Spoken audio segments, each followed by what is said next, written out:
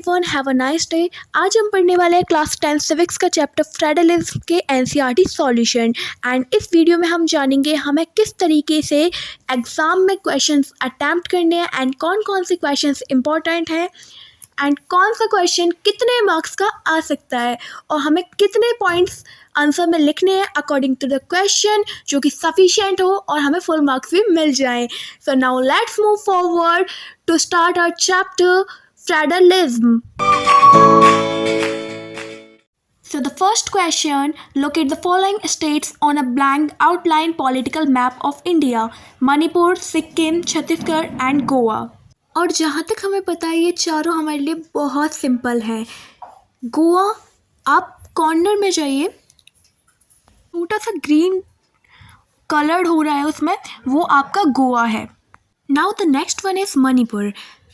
See the east side, north east side, Nagaland and Mizoram के बीच में जो ब्लू कलर हो रहा है वो है मिज़ोरम। द नेक्स्ट छत्तीसगढ़, जो रेड कलर से फिल है वो है छत्तीसगढ़, जो आप देख सकते हो नीचे।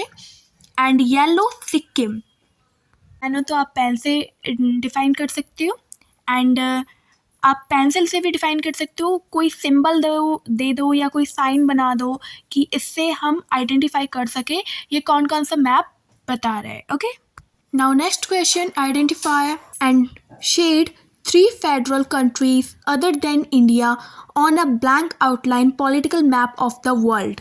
मैं इस क्वेश्चन में 3 फेडरल कंट्रीज आइडेंटिफाई करनी है एंड उन्हें शेड भी करना है, but other than India. India को छोड़कर 3 और फेडरल कंट्रीज बतानी है।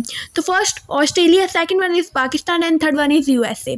तो हमें इन्हें शेड कर देना अलग अलग डिफरेंट कलर्स से। तो हमने ऑस्ट्रेलिया को कर दिया ब्लू से एंड पाकिस्तान को कर दिया ग्रीन से एंड येलो को यूएसए को कर दिया येलो से। Okay, is it clear? Now next move forward to the third question, point out one feature in the practice of federalism in India that is similar to and one feature that is different from that of Belgium. So इस question का answer होगा power sharing between the union government and state government is a feature of Indian federalism that is similar to Belgium federalism. In India, the central government must give in control to the regional administration much like in Belgium। इसमें बताया जो power sharing है between union government and state government वो same ही India के जैसे Belgium में भी है। Same Indian federalism Belgium federalism में भी है, similar to Belgium federalism. It means जिस तरीके से इंडिया में फेडरलिज्म है उसी तरीके से बेल्जियम में भी है। लेकिन जो सेकंड पैराग्राफ है 2 लाइंस का, इसमें बताया है कि जो इंडिया की प्रैक्टिस है ऑफ फेडरलिज्म की एंड जो बेल्जियम की प्रैक्टिस है वो दोनों एक दूसरे से डिफरेंट हैं। एक फीचर बताना था जो इंडिया और बेल्जियम का सिमिलर हो और एक फीचर बताना था जो इंडिया और बेल्जियम का डिफरेंट हो। सो आंसर में दोनों पैराग्राफ में फर्स्ट में बताया जो सिमिलर है एंड सेकंड 2 लाइंस के पैराग्राफ में बताया जो उससे डिफरेंट है between India and Belgium. Okay, done. Now next move forward to the fourth question, what is the main difference between a federal form of government and a unitary one, explain with an example. So हमें explain करना है and difference बताना है कि federal form of government and unitary form of government में difference क्या है। So federal system of government, answer is federal system of government difference between unitary system of government. So answer में हमें लिखना है, पहले हमें उसे डेफिनेशन से ही उसके डिफरेंस बता देने हैं। जैसे कि हमें फेडरल सिस्टम ऑफ गवर्नमेंट के बताना है कि जो पावर होती है, जो अथॉरिटीज़ होती हैं नेशनल गवर्नमेंट की, वो डिवाइडेड होती है among several parts, same as union system of government का बता देना है। सेम फर्स्ट हमें क्या करना है कि डेफिनेशन पर जाओ, डेफिनेशन से उसके डिफरेंस बताओ, डेफिनेशन से उससे डिफरेंस क्लियर, देन एग्जाम्पल दे दो एक एक, finish. Okay, so second 5th question is state any 2 difference between the local government before and the after the constitutional amendment in 1992। सो इसमें आंसर में बताया है कि जो लोकल गवर्नमेंट बिफोर 1992 थी और जो लोकल गवर्नमेंट सेम वही local government after constitutional amendment 1992। तो इसमें भी एक तरीके से डिफरेंस बताए जा रहे हैं। जहाँ डिफरेंस बताए जाने हों तो वहाँ आपको क्या करना है, दोनों को सेपरेट लिख लेना है, देन उनके आंसर लिखने हैं, देन उनके आंसर फॉर्म करने हैं। ऐसा नहीं कि पहला आपने कर दिया ये वाला डिफरेंस देन वो वाला डिफरेंस, ऐसे नहीं करना। पहले आपको दोनों को सेपरेट करना है आमने सामने। ओके, तो हमें यहाँ पे बताया गया है कि लोकल गवर्नमेंट बिफोर 1992 कैसी थी, आपको ये पढ़ लेना है। And local government after constitutional amendment 1992 में फिर कैसी हो गई। ठीक है, नेक्स्ट क्वेश्चन आता है fill in the blanks.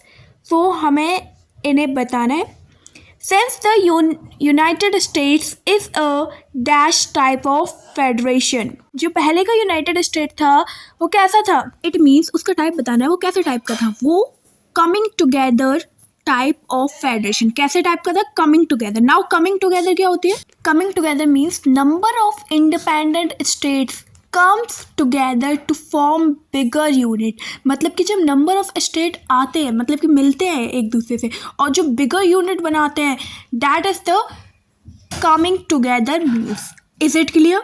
Okay, इसके एग्जाम्पल हो सकते हैं USA, Australia etcetera. Okay, now next all the constituent states have equal powers and states are dash with the federal government, but India is a dash type of federation and some states have more power than others. In India, the dash government has more powers. So जो second fill up है उसमें आएगा strong, because all the constituent states have equal power and states are strong. कैसे हैं? strong हैं। And third fill up में आएगा but India is a holding together. India क्या है? Holding together type of federation है। Now holding together means large country decides to divide its power between state. एक बड़ी कंट्री जब अपनी पावर्स को डिवाइड कर देती है छोटे छोटे स्टेट्स में, उसे हम कहते हैं होल्डिंग टुगेदर। जिसके दो एग्जाम्पल मैं बताती हूँ, इंडिया एंड स्पेन एक्सेट्रा। इससे और भी एग्जाम्पल हैं लेकिन इसे डिफाइन करने के लिए इतने एग्जाम्पल काफ़ी है। Is it clear? एंड आगे बढ़ते हैं। And some states have more power than others. In India the dash government has more powers. India में किसके पास, कौन सी गवर्नमेंट के पास सबसे ज़्यादा पावर है? सेंट्रल गवर्नमेंट के पास। Is it clear? Okay, now next question is there are 3 reactions to the language policy followed in India. Given an argument and example to support any of these position. Sangeeta, Arman and Harish. तो यहाँ पर 3 members हैं और तीनों ने ही arguments दिए हैं to the language policy followed in India. Okay, जो लैंग्वेज पॉलिसी इंडिया में फॉलो होती है उसके ऊपर उन्होंने आर्ग्यूमेंट्स दिए हैं और उन्हें आपको सपोर्ट करना है। तो आप 5 to 6 पॉइंट लिख सकते हो। 5 to 6 पॉइंट इसके सपोर्ट में आपको लिखने हैं। ईजी है, सिंपल है, कोई ज़्यादा टफ नहीं है। Now move 8th question. The distinguished features of a federal government is, ये आपको ऑप्शन दे रखे हैं, ये एमसीक्यू के फॉर्म में ये क्वेश्चन आ सकता है 8th क्वेश्चन। तो इसका ऑप्शन है डी, क्योंकि पहला तो हो नहीं सकता। The national government gives some power to the provisional government. क्या जो नेशनल गवर्नमेंट है वो कुछ ही पावर देती है? No. Second, power is distributed among the legislative, executive and judiciary. जो पावर्स होती है वो इन तीनों के बीच में बांटी जाती है? नहीं। C, elected official exercise supreme power in the government.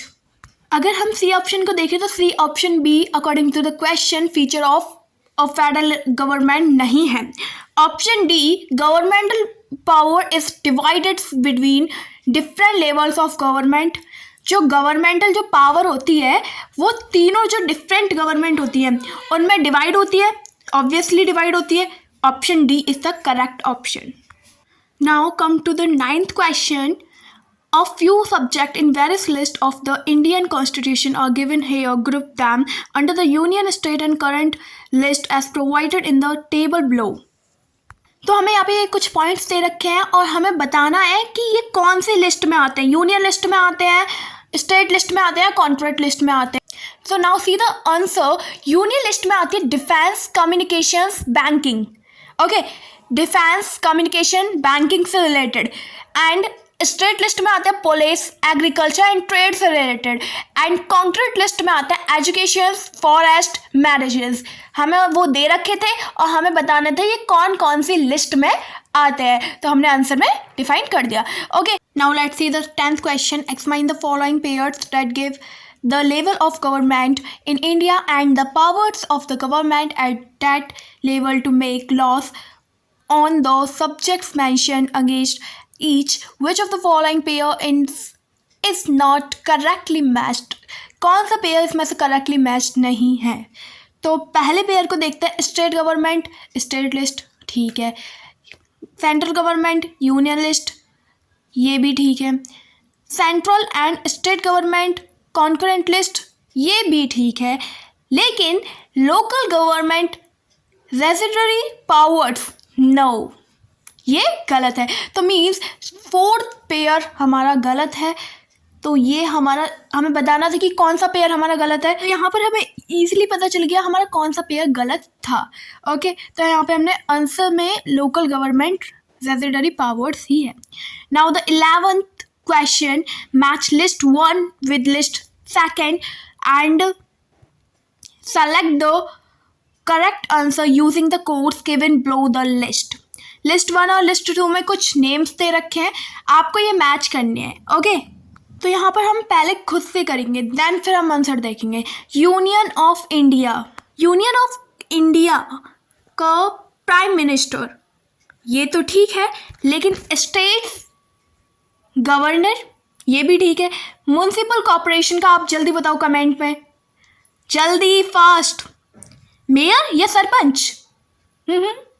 Mayor, very good. And the last one is gram panchayat, जिसका क्या होगा? सरपंच।